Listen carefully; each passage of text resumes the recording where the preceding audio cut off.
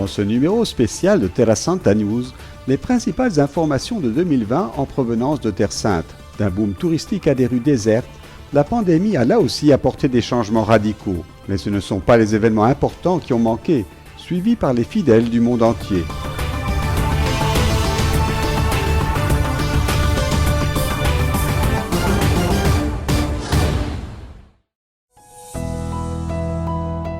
Il y a un moment pour tout et un temps pour chaque chose sous le ciel. Ecclésiaste chapitre 3 verset 1. Le temps de voir des millions de pèlerins dans les sanctuaires et le temps de les voir vides.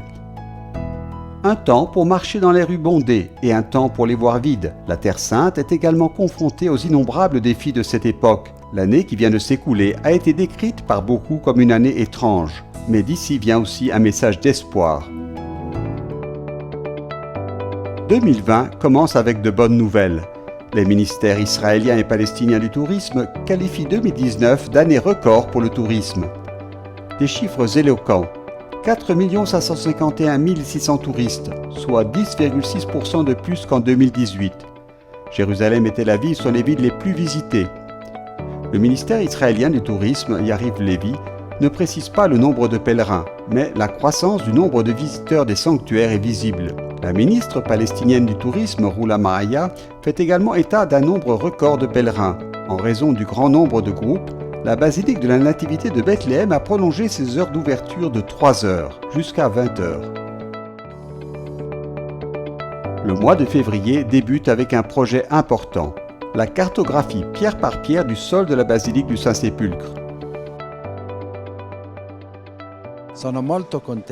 Je suis très heureux car nous avons terminé la restauration de l'édicule. Maintenant, nous commençons celle du sol. Lentement, la situation de la basilique s'améliore, surtout en ce qui concerne la question de la sécurité des visiteurs. L'appel à l'unité lancé par Chiara Lubich, fondatrice du mouvement des Focolari, atteint la ville qui, plus que tout autre, incarne la rencontre entre des peuples, des cultures et des religions différents. À Jérusalem, la custodie de Terre Sainte accueille, réadaptée, l'exposition consacrée au centenaire de sa naissance et installée à Trente, organisée par le Centre Chiara Lubich en collaboration avec la fondation du Musée historique du Trentin. Le point central de la spiritualité de Chiara Lubich est le passage de l'évangile de Jean dans lequel Jésus prie le Père que tous soient un. Un message également adressé aux personnes qui n'ont pas de croyances religieuses, adressé aux différents types de visiteurs qui participeront à l'exposition, ouverte pendant 2 semaines. Début mars, les initiatives, les projets et les rendez-vous sont suspendus. La pandémie de Covid-19 s'est propagée dans le monde entier. La vie des personnes vivant en Terre Sainte, de même que la vie des sanctuaires, a changé.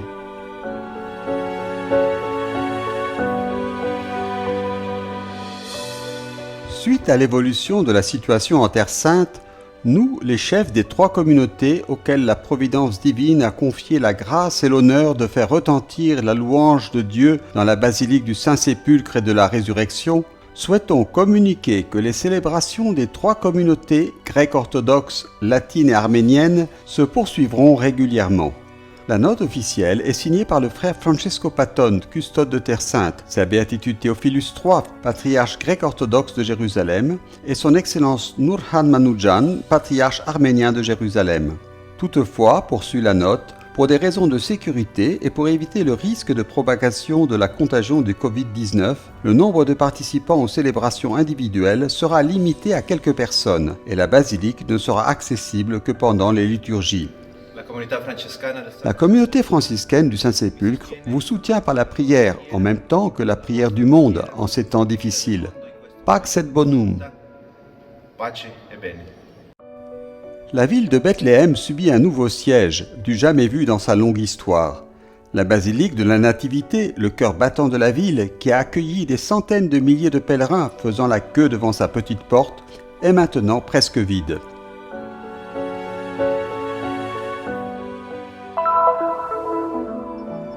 À Jérusalem, comme dans le reste du monde, la Semaine Sainte commence cette année à huis clos.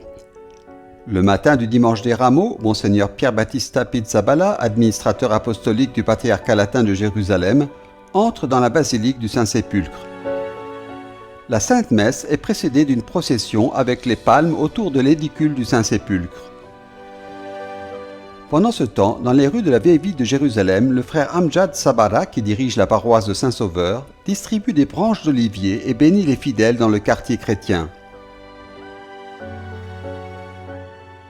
Dans l'après-midi, Monseigneur Pizzaballa est monté sur le mont des Oliviers jusqu'au sanctuaire du Dominus Flevit, où l'on commémore Jésus qui a pleuré sur la ville.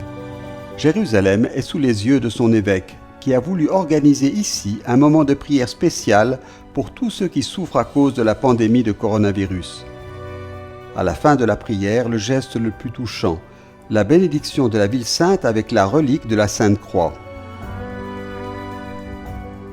La città è chiusa, il mondo è chiuso. La ville est fermée, le monde est fermé, nous devons rester ouverts, avec le cœur avant tout, avec les intentions, avec la prière. La prière peut dépasser les limites que l'homme a. La prière peut permettre de surmonter les limites intérieures, personnelles et de l'homme, mais aussi les barrières physiques qui existent en ce moment à cause de toutes ces limitations. C'est le seul chemin que nous ayons, dans l'attente, parce que les chrétiens célèbrent l'espoir. Perché i cristiani celebrano la speranza. Au chemin de croix du Vendredi Saint à travers les rues de Jérusalem, habituellement fréquentées par des milliers de fidèles, il n'y a que quelques frères présents. Ils nous ont dit que la procession dans les rues ne pouvait pas se faire. Nous nous sommes battus, nous avons parlé à tout le monde, à la police, pour la faire avec 10 personnes. Ils n'ont pas voulu, seulement 4. Et donc, 4 d'entre nous ont fait la Via Crucis. 4 persone abbiamo fatto la Via Crucis. Le Père Ibrahim rappelle également un autre moment important de la Semaine Sainte, les funérailles du Christ. La liturgie qui, le soir du Vendredi Saint, retrace les moments et les gestes qui ont suivi immédiatement la mort de Jésus, du calvaire à la pierre de l'onction au Saint-Sépulcre.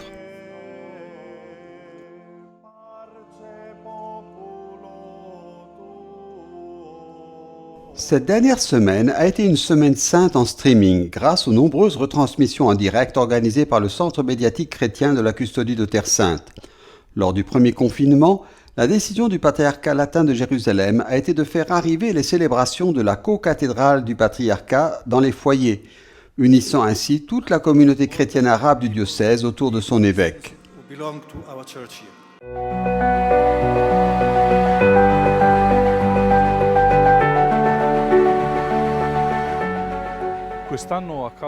Cette année, en raison de la pandémie du coronavirus, il n'a pas été possible de réaliser la collecte du Vendredi Saint, consacrée au soutien des chrétiens vivant ici sur la terre de Jésus.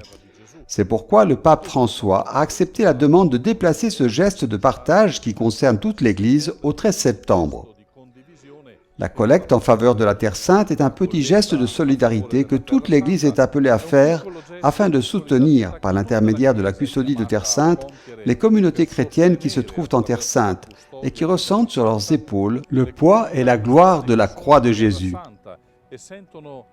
Grâce à ce que vous, chrétiens du monde entier, donnez généreusement, nous pourrons continuer à prendre soin des lieux saints de la chrétienté, du Saint-Sépulcre à la basilique de la Nativité, en passant par les sanctuaires moins connus. Nous pourrons soutenir l'action pastorale des paroisses qui nous sont confiées. Nous pourrons garantir un enseignement de qualité à plus de 10 000 élèves qui fréquentent nos écoles. Nous pourrons aider les jeunes familles à trouver un logement. Nous pourrons aider les travailleurs migrants chrétiens à se sentir accueillis, même s'ils sont loin de leur pays d'origine. Nous pourrons rester proches des populations touchées par la guerre en Syrie et des réfugiés dispersés maintenant dans les différents pays où nous nous trouvons pour vivre notre mission. I lavoratori migranti cristiani a sentirsi accolti anche se lontani dalla loro patria. Potremo stare accanto alle popolazioni colpite dalla guerra in Siria e ai rifugiati sparsi ormai nei vari paesi in cui ci troviamo a vivere la nostra missione. Le cardinal Leonardo Sandri, préfet de la Congrégation pour les Églises orientales, demande lui aussi un geste de solidarité pour soutenir les lieux saints et les besoins des frères sur la terre de Jésus. Nous ne nous sortirons pas de ce terrible fléau si ce n'est par la solidarité. C'est pourquoi la générosité des pauvres, des humbles, des riches, de tous, qui donnent ce qu'ils peuvent pour la survie des lieux saints de Jésus, est importante. Les commissaires de Terre Sainte soutiennent également la collecte. Les commissariats de Terre Sainte sont aujourd'hui au nombre de 84, présents dans 44 nations. 101 frères mineurs sont impliqués dans ce service.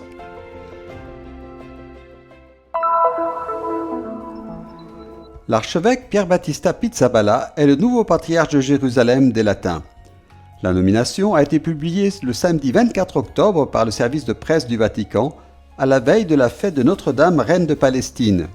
Originaire de Bergame, en Italie, Monseigneur Pizzaballa a été custode de Terre Sainte de 2004 à 2016 et de 2016 à 2020 administrateur apostolique du même patriarcat. Ce sont près de 30 ans de présence constante dédiée à la Terre Sainte. 30 anni di Gerusalemme naturalmente cambiano la vita, la maggior parte della mia vita è passata qui. 30 ans à Jérusalem, ça change la vie. J'ai passé la plus grande partie de la mienne ici, disons la partie constructive de la vie après l'âge de 25 ans. Il est donc clair que ces 30 années m'ont façonné. La culture de Jérusalem, l'environnement, les relations, les difficultés. Et il est clair que je commence ce nouveau service en gardant à l'esprit mon histoire personnelle ici, ce que j'ai appris ici, pour le meilleur ou pour le pire, et j'apporte ce que je suis. Nel bene e nel male e porto quello che sono. Le diocèse de Jérusalem est le plus grand diocèse du monde en termes de territoire. Il couvre le territoire de 4 pays, la Palestine, la Jordanie, Israël et Chypre. Le soir du 5 novembre, la ville de Jérusalem accueille le nouveau patriarche de retour de Rome. Dans l'après-midi du 5 décembre, sa béatitude l'archevêque Pier Battista Pizzaballa fait son entrée solennelle dans la basilique du Saint-Sépulcre. La procession, passant par les rues du quartier chrétien de la vieille ville, l'accueil des communautés qui gardent la basilique, puis le salut devant la pierre de l'onction par frère Francesco Patton, custode de Terre Sainte, voilà les gestes de la cérémonie suivis le lendemain par la célébration de la messe devant l'édicule du sépulcre, qui ont marqué l'installation officielle de Monseigneur Pizzaballa. Des représentants d'autres confessions chrétiennes et quelques diplomates participent également à la cérémonie, outre Monseigneur Leopoldo Girelli, délégué apostolique de Jérusalem, les prêtres du patriarcat et les frères des custodies.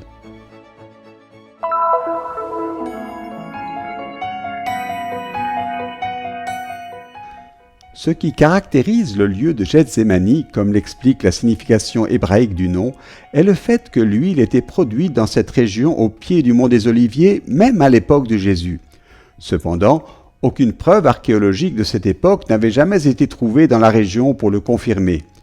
Jusqu'à ce que, ces dernières semaines, lors de la construction d'un tunnel reliant la basilique de l'Agonie et la vallée du Cédron en contrebas, on découvre une surprise. Un mikvé, un bain rituel juif datant de 2000 ans. Des fouilles archéologiques ont alors été menées dans la vallée du Cédron par le Studium Biblicum Franciscanum de Jérusalem et l'autorité israélienne des Antiquités. Puis, elles ont été illustrées lors d'une conférence de presse animée par le frère Rosario Pieri, doyen du Studium. Elles ont mis au jour un autre trésor, caché par les différentes couches de l'histoire, une église byzantine, les vestiges médiévaux d'un monastère ou d'un foyer de pèlerins, ainsi que quelques citernes pour recueillir l'eau, et enfin les signes de la destruction du site au XIIe siècle.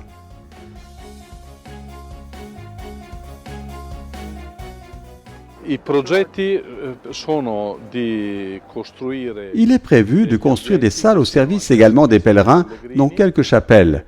Bien entendu, toutes les constructions respecteront les découvertes archéologiques. Tutte le costruzioni rispetteranno i ritrovamenti archeologici. De nouvelles découvertes ont également été faites dans le palais d'Hérode, connu sous le nom d'Hérodion, au sud-est de la ville de Bethléem. Parmi les découvertes les plus importantes, citons la découverte d'une salle royale construite en 15 avant Jésus-Christ pour recevoir Marcus Agrippa, un proche collaborateur de l'empereur romain César Auguste.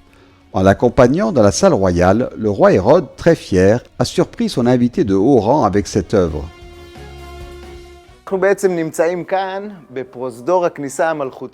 Nous sommes dans le couloir royal à l'entrée du palais et de l'autre côté, nous voyons 3 niveaux d'arcs. Au total, il y en a 14, tous parfaitement conservés.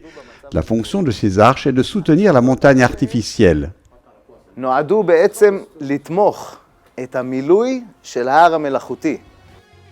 L'Hérodion reste un mystère. Les fouilles n'ont en fait couvert que 25% de la montagne et il existe des dizaines d'autres zones et tunnels qui n'ont pas encore été creusés et dont l'étendue est inconnue.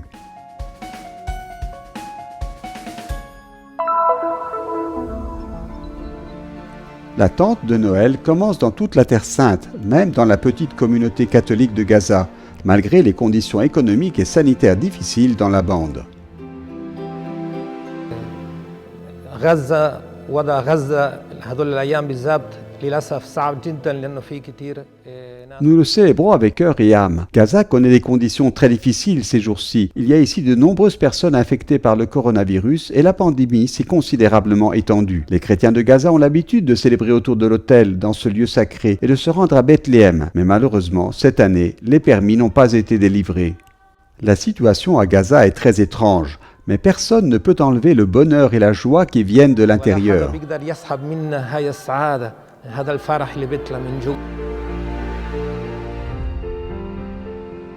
Notre société est forte malgré toutes les difficultés, a déclaré sa béatitude Monseigneur Pier Battista Pizzaballa, patriarche de Jérusalem des Latins, à son arrivée à Bethléem la veille de Noël.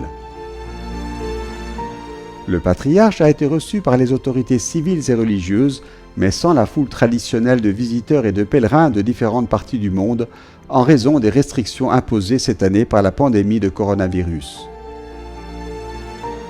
Sur la place de la Mangeoire, devant la basilique de la Nativité, des groupes de scouts et de chrétiens de Bethléem ont participé à la fête pour la vigile de Noël et l'accueil du nouveau patriarche.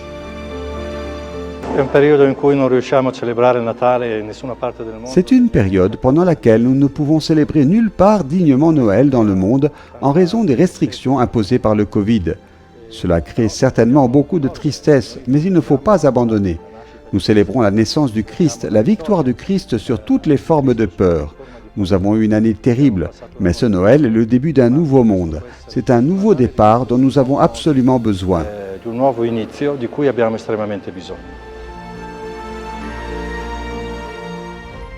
Dans l'église Sainte-Catherine, près de la grotte où Jésus est né, quelques minutes avant minuit, commence comme d'habitude avec les vêpres la célébration de la nuit de Noël, suivie immédiatement par la messe solennelle présidée par sa béatitude Monseigneur Pier Battista Pizzaballa. Nous nous sentons tous assombris, fatigués, épuisés, opprimés depuis trop longtemps, a déclaré Monseigneur Pizzaballa, sous le joug lourd de cette pandémie qui bloque nos vies, paralyse les relations, met à rude épreuve la politique, l'économie, la culture, la société. Cependant, a-t-il poursuivi, lors de ma première messe de Noël en tant que patriarche, je ne veux pas accorder ma voix à celle de ceux qui savent si bien décrire la nuit. Je veux donner la parole à la prophétie, faire écho à l'Évangile, vous communiquer la grâce de cette heure. Ce soir, nous voulons donc, poursuit le patriarche, le contempler avec les bergers, le chanter avec les anges, l'accueillir avec Marie et Joseph, lui offrir avec les mages l'encens de notre foi difficile, la myrrhe de notre espérance souffrante et l'or de notre amour confiant, et nous remettre en route. À lui, Dieu puissant, nous demandons de vaincre la maladie, le mal et la mort, et de nous donner des jours heureux et sereins.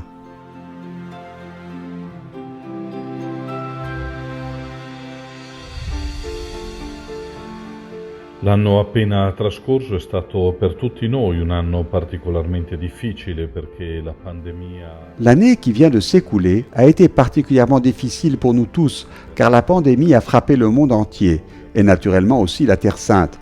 Nous avons tous perdu des êtres chers dans nos familles et dans nos fraternités. De plus, la pandémie a ajouté un autre préjudice à notre vie ordinaire, le préjudice économique. L'absence de pèlerins, ce qui signifie l'absence de contact avec le monde entier, mais aussi l'absence de soutien que les pèlerins nous apportent à nous, frères de la custodie de Terre Sainte, et à nos chrétiens, dont beaucoup travaillent dans le secteur du pèlerinage. Il mondo intero, ma anche l'assenza di sostegno che dai pellegrini deriva sia per noi frati della custodia di Terra Santa, sia per i nostri cristiani, molti dei quali lavorano nell'indotto del pellegrinaggio. L'augurio più bello ce lo fa. Le plus beau souhait nous est fait par le passage du livre des Nombres que nous lirons le 1er janvier dans la première lecture. C'est la bénédiction qui a été donnée annuellement au peuple de Dieu par le grand prêtre. Que le Seigneur te bénisse et te garde. Que le Seigneur fasse briller sur toi son visage, qu'il te prenne en grâce. Que le Seigneur tourne vers toi son visage, qu'il t'apporte la paix. Il Signore rivolga a te il suo volto e ti conceda pace.